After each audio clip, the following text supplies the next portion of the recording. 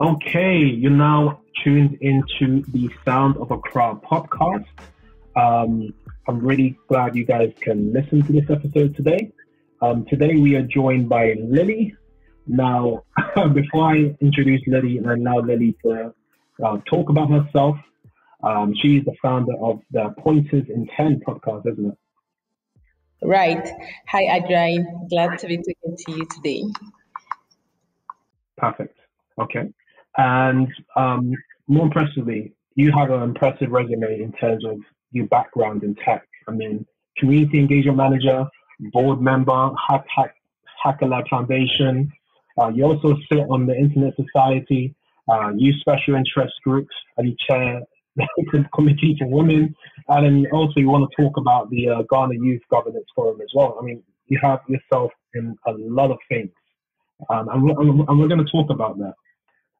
Now, Lily also is involved in cybersecurity, accessibility, and inclusion regarding youth, and also has particular interest in women regarding tech as well. All right, this is an impressive resume. Lily, welcome to the show. Adrian, thank you for having me. Thanks for bringing the conversation of tech in Ghana to the world and for having everyone not in Ghana know what's happening here in Ghana. It's interesting because all over the world we see how technology is taking over, not in a negative light. It needs regulation, but there are many opportunities for us to maximize its use and for development and whatnot. So I'm happy that we get to learn from people across the world. We also get to hear about what is happening in Ghana. So it's a win for everyone. Perfect. Okay, great. So to kick off the show, tell us a fact about yourself, aside from what you do in your professional career. Just tell us a fact. Right, I'm a twin. So you may see somebody like me in town and think I'm the one. It's not me. You're a twin? Yes, it's my twin sister. Yes. So that's an interesting literal twin, like an actual twin, or actual twin. Brother, or actual twin. You look alike. You look identical. Identical twin, right? For some reason, we sometimes look identical. Other times, one looks like my mom, one looks like my dad. Probably based on what we are wearing or what hair we have on or something. But we look alike. So you may think it's Lily, but not me. Yeah. Okay. Wonderful. Has that happened before? People got confused, like they will be on the streets and then they will see you. Right. So not confused per se. They just ask, do I know you from, say, a place? And I'm wondering, okay, it's not me, it's my sister, because there's some places you find there and not find me. Yeah. And then this morning, an interesting thing happened to my dad. I don't know what I was doing in his closet. He found a passport picture of me and my twin sister. He told me he thinks this is me when I was in SHS and this is me when I was in university. And it wasn't like that. It was actually my twin and I. So it looked like me in both pictures. So he was telling me it looked like my sister and at the same time me, So that's what happened this morning. Okay, I understand. That makes a lot of sense. Did you and your sister have the similar career as well? Like you both gone through like the same kind of schooling? Right. So I think where we separated was in university. So she went to do accounting. I went to do computer science, and we're in different universities. And also in high school, she read business, and I did general science. So she's always had the business bit. I've always gone with the science bit. Okay. So you've had like the business bit in common? Not really. So in fact, what happened for me was when I entered high school originally, I went in to do art. So my combinations were geography, economics, and there was e-math, and then there's another one. But I think in the second semester, even in that class, I used to take notes from the science students to read. So I just told the house mistress, it was a boarding house, I told her to put me in the science class for one semester. She should put me on test and see if I would excel. If I like it too, then she makes me remain. So she let me in the class. She let me stay there for a whole semester. It was smooth, and she was getting good reports. So she just said, okay, she can go on. So my initial entry into high school was art, and it changed to science later on. So that was a switch for me. That way it probably avoids confusion as well, right? Yeah. Okay, perfect. And tell us a hobby outside of tech. So I know your life is pretty much tech. Yes, I do the other things aside tech, but normally around tech. So I love to write poems. I write poems. I have collections that come out from time to time. And I try to also take those of friends. So I have friends who write and never publish it or share it with everyone. So what I do is to collate them, put it in an ebook and share, And so I do that outside the normal tech conversations I have. I love music. I love to dance. So either singing and recording myself or probably dancing. Or I call something vain inspiration. Why I call it vain inspiration is this, that I spend a lot of time combing on social media looking for things that people are up to, trends that are new on Pinterest, especially on Twitter, on LinkedIn. And it's not supposed to be vain because this is inspiration for work I do and projects I roll out. But I call it vain because it's literally always at the expense of another thing. So I may have to let something be on hold while I find inspiration to do it, So those things make me feel it's like my fuel to do the task.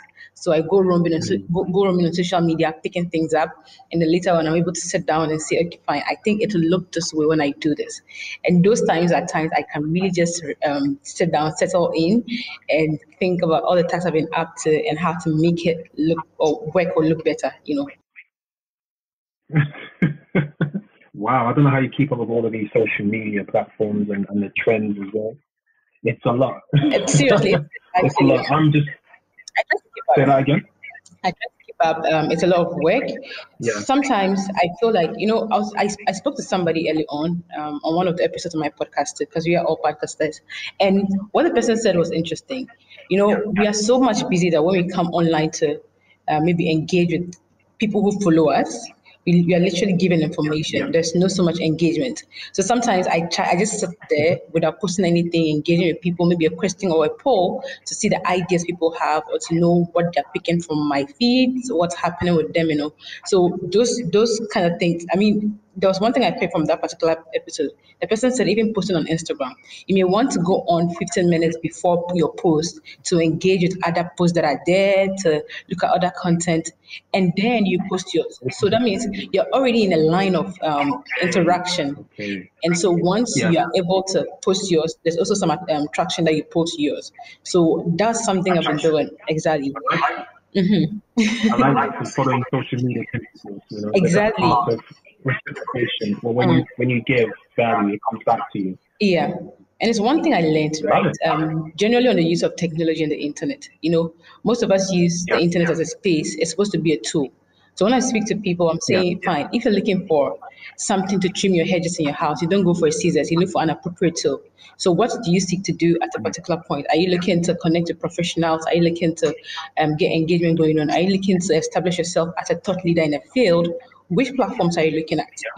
So that's a tool for you. Use it when, how, for what purpose. You understand? Yeah.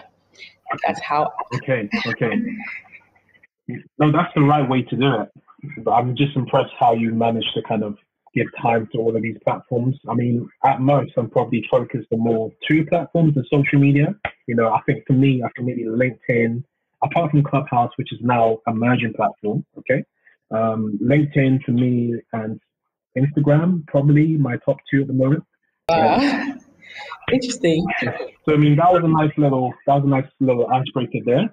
I see you wearing a STEM t-shirt. We're going to get into STEM in a little bit.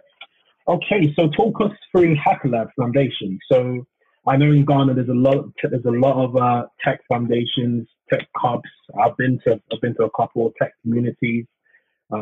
Tech is really rising in Ghana at the moment. Talk us through what Hacklab is about. What's the Hacklab Foundation? Right. So Hacklab Foundation, it's something that's moved from just an idea of 2 friends or few friends to what we see today. And I really appreciate the journey we've been on. So like you mentioned, we've seen an upsurge of hubs and communities in Ghana. And I'm actually a very staunch believer in communities and hubs because of the role it has played in my journey. So, the idea of shared knowledge, the idea of peer-to-peer learning, the idea of community building. That's what these communities do for people who are part of it. So when I think it was in second year, and I had a classmate who was Foster Akubi. He's currently the curator of the Hacklab Foundation. So he thought that when we vacate or leave school, there's actually a hard time trying to find internships for people to intern in, and then internship places, and then sending your letters across, and all those were becoming really tiring. It actually began as an idea to place people in industries of their choices so they could learn something while on vacation. And it moved into something that was more than that. So there was a hub in our department where people could meet every Friday to talk about ideas they had, collaborate on projects. But the person who was in charge was leaving school, and it meant that we would not have had the chance to meet in the hub again because it needed to be under somebody's supervision. So Foster thought to himself, okay, fine. So after this, we may have to go back to finding things on our own and not having the support we need. So how about we create something that allows continuous engagement for students and for industry experts and all. So it began in 2015. No, this was in April. I remember I almost forgot the date. I was in my room. Foster said, "Lily, you're supposed to be here." I'm like, "Okay, fine. I'm getting there." I don't know how I made it in time. I got to the venue, and there were people who were enthusiastic. I saw freshers, first year students, second year students, third year students coming together to compete around a topic. So we picked the topic, right? And what we're looking at is what we do till now is to find trending topics in Ghana, and we want to see how tech can be used to address them. So it's towards development, it's towards offering solutions to things that are happening currently, so that it's relatable and it's useful. We want to move the idea of just profit and tech to more impact driven. We see that with Microsoft, we see that with Google, we see that with all the big tech companies who also have impact at the core of what they do. So when we bring people together to code, we let them know that it's around the topic, and these solutions are things that are important, that if you are interested, we could even have them into incubation so that you can have a startup or something ongoing for you. Every year we hold an annual hackathon, and normally around the topics we have universities converging. All the years it's been the KUST. It's been KUST because we started in KUST. In our fifth year, which was last year, we wanted to bring it to Accra, but in the wake of coronavirus and everything that came with it, we couldn't make it happen. So what we did was to resort to having webinars that's to engage people around e-learning, around how to make access to education possible in the wake of a pandemic. Another thing that we tried doing was to have we had a partnership already with IBM, and it was for something called the Digital Nation Africa. So what it allowed people to do was people were able to learn at their own pace on topics that they wanted, and they get credentials afterwards. It's a badge or something, and then you can add it to your CV, and it just rewarded you for the time you put in to learn, and it gave you the skills you needed to. So what we also did was to get people from IBM come to talk to people on these webinars about the things they do and about how they can maximize what they have as a resource to study and keep updated in the pandemic. Then with the idea of the hubs in Ghana, right? I don't think I can say it enough.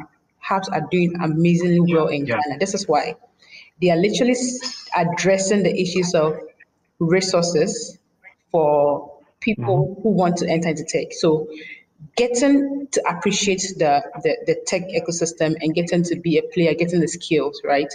There is access, there is resources, there is the issue of even people dealing with pricing and especially affordability to get a device to work with.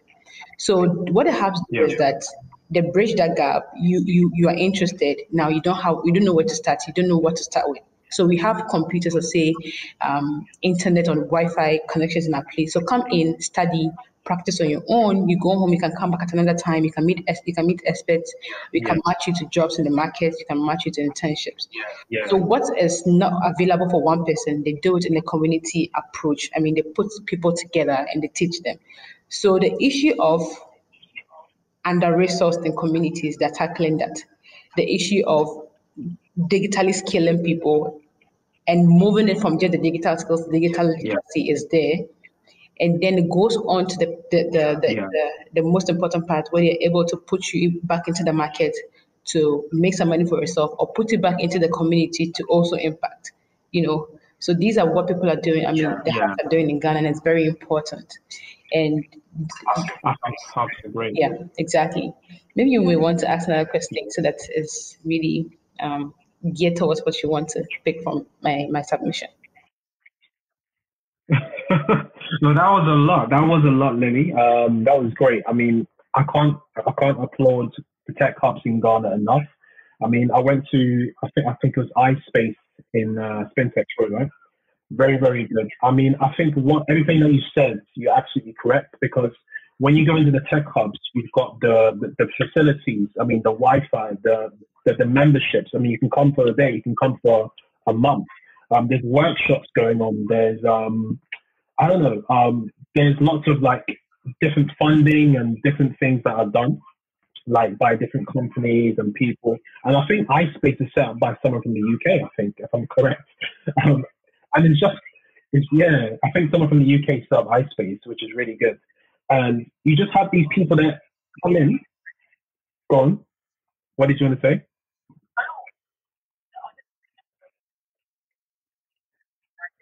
I think someone from the UK started iSpace in Spintex Road. And then, I mean, what I loved is that when I was there a few years ago, you just see people working in their startups, or they're coming for classes, or they're just coming because there's a quiet space to get away, or they're coming because they're working on the project, and it just ticks all of those boxes. And I think it's a great shared resource for people in tech in Ghana, and people who want to build their startups in Ghana to go there and to use it, because I think it is really needed, especially when, they may not have the space, or can't afford the office space, or don't have access to the internet, because the internet in Ghana can be a bit flaky, just depending on who you're with, MTN, Vodafone, Surfline, I don't know. It can be a little bit flaky. So, I mean, I think the tech hubs are much, much needed. Yeah. And regards to Hacklab, because I think you went straight from Hacklab to talking about tech hubs, it's just quite funny. But anyway, with the Hacklab Foundation, I mean, talk us through some of the courses. I mean, so we got coding, I mean, the front end, back end coding going on, Python, right? So, CSS, all of that. Yeah. So what happens is this: in the Hacklab Foundation, aside we are very popular for the annual hackathon, where people come to code around a topic. Aside that, they are trained. Yeah. So what we try to do is to have self-convened hubs on campuses, so students can work amongst themselves. They feel free to organize projects or programs and have us bring them experts to talk to, or probably tell us where they want to have field trips, and we take them. We write to the company, and they're able to go for field trips. So aside the hackathon, there is an X Hub on campuses. The X Hub on campuses allows students to work on projects they start on their own. They want to start discussions on their own. They want to have lessons around a particular thing, then they're able to do it in their hubs on campuses. We found that it was very effective because people feel comfortable learning with their peers, and they're able to ask questions that they think will be probably not right when they are with experts, And so there's somebody in your group who's able to listen in and then help you out when you need help. So they're able to learn everything from front end to back end, even soft skills. So what we do also is to aside having the excerpts on campuses, there is a DNA program we had with IBM, that partnership, where they are able to roll you on to every course you want to. So you just look through the courses, what you want to learn, you sign up, you learn, you get a badge for yourself. Recently, we had some conversations with Africa. It's called African Launchpad. They have these programs on AI programming with Python. They have those for data science, and we are going to also have people rolled onto that program also. So it's soon in this first quarter that should actually start rolling. I'm in conversations with the person. I think that we can have it up in this first quarter. So those are the avenues where we are able to have people learn. So on our own, we don't do direct training. We have leaders on campuses leading those. We have programs online that they can access and learn at their own pace. And then we have the other programs such as the My Career Seminars. So this was actually a roadshow. Now, in the wake of the pandemic, we weren't able to go that far because all we could do in the years past, we used to go to campuses. We'll take an expert to that. He shares his journey. People are able to ask questions, and because these people are experts and maybe industry players, we ask them to probably have 2 people or 3 people on for internships. So they talk to people, they ask for brief conversations, sometimes interviews, and they're able to pick people to work with. And then there was a founder stories series. What this did was to have mentorship for the young people. So founders are, out there, you think that, look, these are people who are not accessible, but outside their work, there are stories that will inspire you. So what we used to do was to add them on our WhatsApp platform, talk to them, let people know that it's not a straight path getting to your tech dream job. You may have to go through many different things, and then just to get them inspiration. And then that moves also to a webinar on Zoom, so people get a conversation and understand it. That it differs. Every journey is different, and if you want to have something to do, you have to just keep the drive. Learn for yourself. Learn to pivot and be willing to adapt to situations so you can be able to reach your aim. I mean, your goal also. So these are the things we do at the Hacklab Foundations. And at the top of that, the part that I really man is a recruitment part and also community engagement. So for recruitment, at our hackathons, we have companies who come there to recruit. And when they do this, when they come there, we have just pop-up sessions with these industry players where they interview people and they can pick you right from there or ask for further conversation so that you can become an intern or work with them. And then there are also other jobs that are for international partners. So people request remote workers or remote interns, and we're able to match them based on their skill, based on their talent, their interests to industry players. So that's what we've been up to so far as a foundation. We're looking to scale and enter into other countries. And it gets interesting because based on feedback, we realize that there is more to community growth and community engagement than just sharing the information. People will want to be guided from the onboarding stage through to potential leadership. They want to be groomed. That needs change. And depending on how you're able to realize and adapt, you may be focusing on a smaller group and not the whole need of the community. So over the years, we've been trying to do this and get feedback from our community to know how we can engage with them better. Last year, we began something called the Developer Census because we wanted to have ideas of things that developers in Ghana go through and how we can make processes better, probably how we can get support from our partners for them. So these are things we try to do so that in our own small way, we are positively affecting the community here in Ghana and who knows beyond. Wow, that's Yes. that's definitely. I don't know what questions to ask you first. Okay, so what I took from that was really insightful. Thank you for sharing that, Lily. Now, what I took from that is that it's really important for everyone who's involved in the foundation to collaborate. I've noticed, I picked up that's a very important thing because maybe some people may get discouraged in the way. Maybe a course, because I mean, doing a course on coding or whatever it is, it can be quite tedious. You have to kind of keep going. So having that community, whether it's on campus, Zoom, what have you, it's really important to keep that going. And then also what I also picked up from your conversation is that it's also good having not just national partners, but also international partners, coming to recruit, whether that's, people from Microsoft, Twitter, what have you. As I've heard, Jack Dorsey's been in Ghana. I think that's really important as well to be able to poach the talent, because what's happening now is that you're seeing West Africa shine in terms of the talent that we have. If you look at Nigeria last year, it's big news for Nigerian tech. I think Ghana wants to be like that, We want to have the next Stripe, and we want to be able to have all of these things. Yeah. What's your thoughts on that quickly? Actually, right. So around the world, right, there is the constant need for tech people, developers, system testers, even to developer advocates, and it's a more humane part of tech, where it's not just a code, but even engagement and understanding terrain. So just as people are finding talent outside Ghana, even in Ghana, the demand is also really high. The number of requests you get from people in a day, it's sometimes overwhelming. But we see that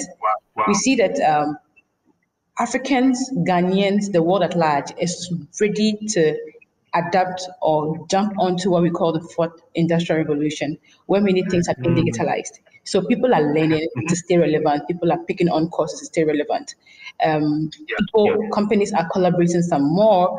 And I mentioned early on about the move from just profit to impact drive. So not so much you're aiming at profit, but you're looking at the core, which is impact driven. So Nigerians are big on it because when we talk about innovation, right? There are different forms, and there are different forms in which they come. There is one that is incremental, so maybe the technology is already existing and we are building upon it. And there's one that is disruptive. So we've been doing a lot of incremental with fintech, with e-learning and all, but there are some disruptions that are coming, like things that are novel. Like you look at this and be like, wow, these people are doing awesome. And that is what the young guys, the young talent are doing across West Africa. That's why we have Stripe sitting somewhere, could do something, and the company wants to hop on. We have even smaller startups come with an awesome idea. The bigger companies think it's beautiful, and everybody wants to hop on because the innovations are just moving from just the incremental bit to one that is disruptive. And to a large extent, there's potential in there. So imagine there are more of these talents, or there are more trainings that could have more people do some more. It will be beautiful around here. But still, even though these are happening, you wouldn't want to take away the infrastructural problems. You want to talk about electricity, you want to talk about access, you want to talk about affordability. Some of these guys have had to go through the mill, having to probably start coding on a phone, move to somebody's laptop before they get a laptop. So when this happens, it's a win for everyone in Africa. That's why we celebrate when the tech community is thriving in Nigeria. And that's why even here in Ghana, we get inspiration to do some more because we have limited resources. We're able to scale up, we're able to scale and do something for ourselves. And it's so beautiful that the international community, it gains the attention of the international community and they want to be a part of it. So it shows that there's another bit of it. So people are putting in so much work. You see how things are changing and becoming more important, and you want to look at even relations and the treatment that all these good talents receive. So if somebody is doing awesome this way in a country and it's not appreciated some more, then they look to the foreign companies who pay them beautiful minimum wages, give them all the perks when it comes to vacation and health and all, So now developers are getting to know how important they are, and I'm looking for more. Yes, because it's involving. They're leaving the country. Exactly. They're leaving the country. Yeah, like my best friend has a digital agency based in London, and it's also got a branch in Nigeria. Okay. Now, he's one of his best developers got headhunted by Canva. Wow. So basically, Canva gave him a huge salary. I think maybe 100K or something like that, like $100,000 or something. And then the guy went to Australia. He left my friend. I don't think you receive a beautiful offer like that and you stay where you are. No. I'm after it, like right when it comes up. Exactly. Yeah. Everybody's going. Yes. Yeah, but I definitely get what you mean. Like, as much as it's great, like talent in West Africa, Ghana, Nigeria being recognized abroad, it's also important that charity starts at home first, and we build up the country. We like you said earlier on, we focus on creating solutions that can help solve problems in the corporations, in small businesses, in our personal lives, etc. Because startups are always incubated as a result of problems, right? You're starting to start because you want to solve a problem. You understand? And then it just grows from there. I think it's a thing that we need to kind of get straightened out. I think the government also needs to get more involved in the tech sector. I don't know how involved the government is, so that all of the talent isn't tempted away to leave. But rather, we have a good amount of talent staying within the country.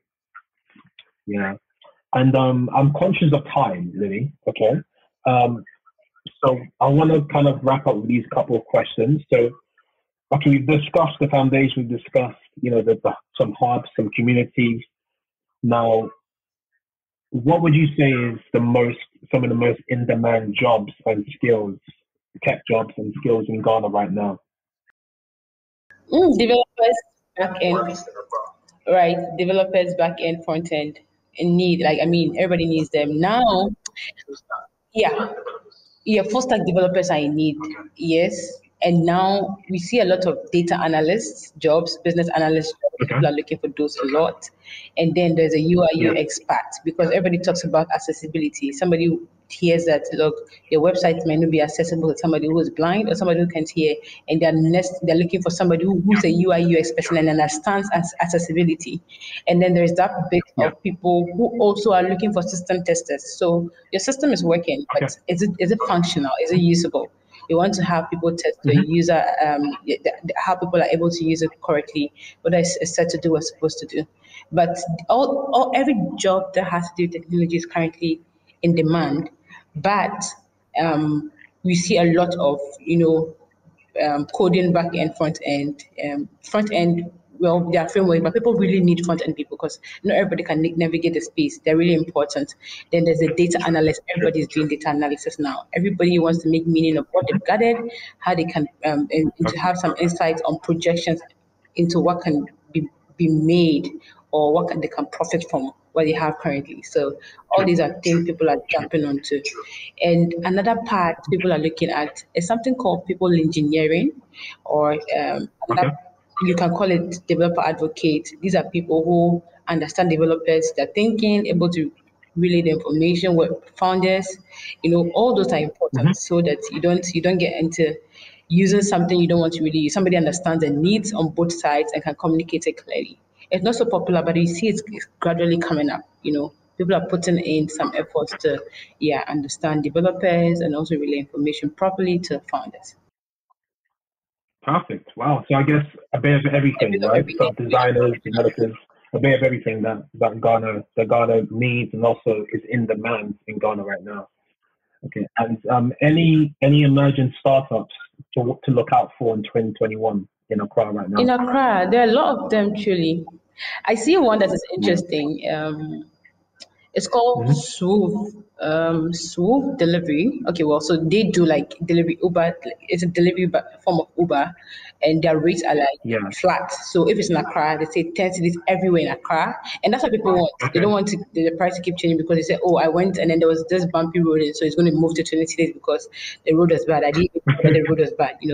So yeah, and then all these are coming up, especially with transportation, with delivery, with Yeah. healthcare. They've already been there, but then you see they're doing more. There's in-class diagnostics. They have the bit of science. The technology is there. We have more e-learning people to like. What's the company? We also have those who do those who do like Isaac Sessis company. They do hardware for Hmm. agriculture. There are many others that are coming up, and because we even have, A few. Quite a because few. we have startup training schools and entrepreneurial training schools, it's not going to stop. There are many ones. There are Yeah. many others in the pipeline. There is MEST in Accra, and MEST has many cohorts. Many people are building the idea. They left the program with. They are getting funding, and so there are many of them. So you're wondering, and looking at the number of startups that are coming to that's bringing up in Accra, and it's interesting. But all have Very purposes they're interesting. serving, and we understand that most have to do the work of looking at the ready market. Are there people who are able to use it immediately so that you don't shelf your idea because you may build the next big thing. But in Ghana, probably we don't have the capacity to run it yet. We don't have people with the skills to use it yet. So it really depends. You want to do a lot of asking. Just get people to vouch your idea. Look, does this work well around here? Because I mentioned early on, there's infrastructural Yeah. problems. So you want to be realistic about what you're creating, who is for, and look at the projection into the future. How are you able to scale? How are you able to do better with it? So that's Okay. my submission on that. Okay. So that is essentially the framework. Okay. Fantastic. Yeah, wow. I mean, that's a handful of startups. I mean, the delivery one could be definitely one to watch. I mean, I know Jimmy is doing some stuff in Accra, but I don't know how profound their work is right now. Would it be amazing? And the agriculture sector is big right now as well. It's like Farmer Line and things like that. Yes, there is Pedigree, there's another one, there is the Sesi Technologies. So all these move from software to hardware to, these are things that people are doing that's really solve problems. That's what I was talking about, the ready market, also looking at ideas that are realistic enough. So, agriculture is very important, prominent in the country. So how do we solve issues regarding it? And then Sesi says, here, you can test whatever with this device, easy to use. I can teach you how to and have it out there, So these are some of the things that people are really building that beyond profit are actually impact and developmental driven. Yeah. Fantastic. Wow. Well, I mean, we can go on and on and on. I mean, tech is one of my passions, but I think we'll start to bring this podcast to a close. Right. I do really appreciate your time, Lily. I think definitely this has triggered some things that I will want to discuss with you outside the podcast. But yeah, I'm conscious of time. Really appreciate you coming on the show. Thank you.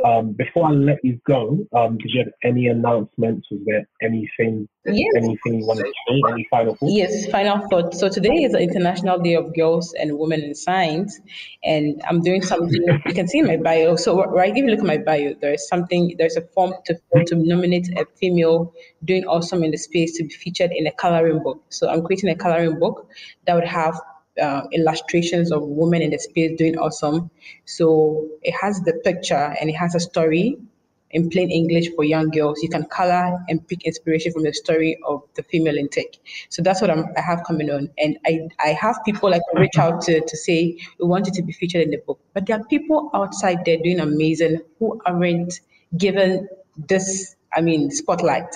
So I want a community approach to having the people featured in the book, and I want everybody seeing it. You could share, you could click, you could connect with me on Instagram or Twitter, and let's get talking. I could share with you. The form's already there, but you could actually pick it up again for me and share with people doing amazing, recommend them or nominate them. We can put them in the book, and then let's inspire young girls. Let's have people pursuing careers in tech.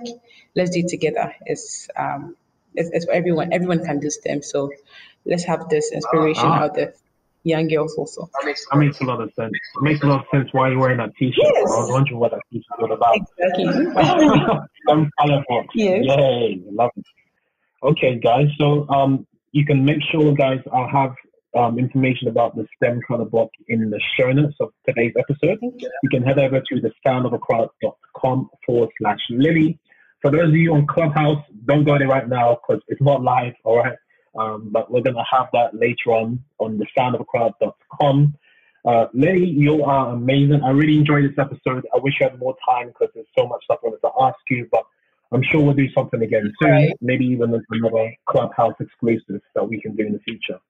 You're a very busy woman. Thank you for your time. Thank you so much, Adrian. I truly appreciate the time. Thanks to everyone listening in.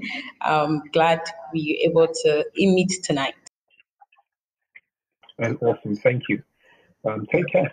Thank you. Please like, subscribe, and leave a comment below. If you're listening on the podcast platforms, be sure to leave us a review. Thank you so much for listening to The Sound of Accra. See you next time. Bye-bye.